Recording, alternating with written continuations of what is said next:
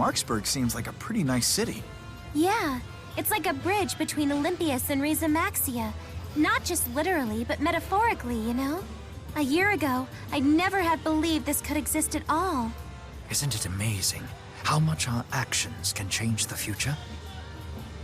Speaking of which, it's amazing how much Jude's changed. Huh? Me? Look at your hair! Suddenly you're all trendy. Exploring your sexy side, are you, Jude? Sexy? Rowan, come on. It doesn't have anything to do with that. So, what prompted it? I just like to try something different now and then. In other words... Exploring your sexy side? I guess.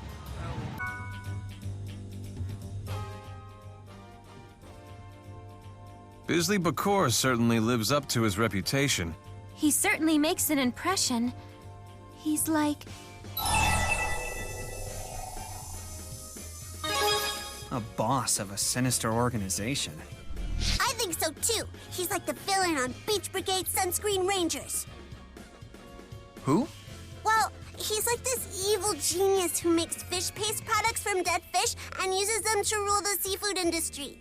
But the Sunscreen Rangers will fight him to the death to defend the beach so that they have dead fish to eat. They're fighting to save dead fish from the seafood industry? It was a classic Olympian action series. Palin collected all the toys. I used to watch it with my daddy. And Beasley Bacoor resembles that. Well, regardless, he's Luger's boss now.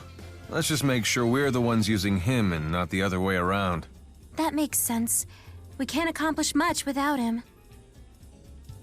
But be careful.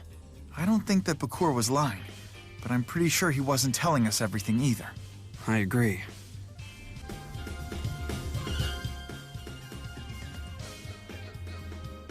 A great spirit that lives in the land of Canaan. We gotta find this Colonel Sky and ask him where Canaan is. You're really obsessed with that place, aren't you? What's wrong with that? I've got a one-track mind. You do?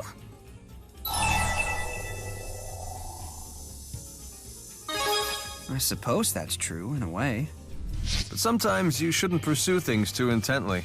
Like how a woman can stifle a man with too much attention, when, in reality, he just needs a little space to sow his wild oats. Alvin? You're telling this to a child?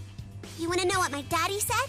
Don't ask anyone for anything that you wouldn't be willing to give them yourself. Ooh. Yeah, he's right. That was always my problem. Right? And you sure love your daddy. I don't love him that much, but he really seems to like me. So, I've gotta keep the promise I made to him, no matter what.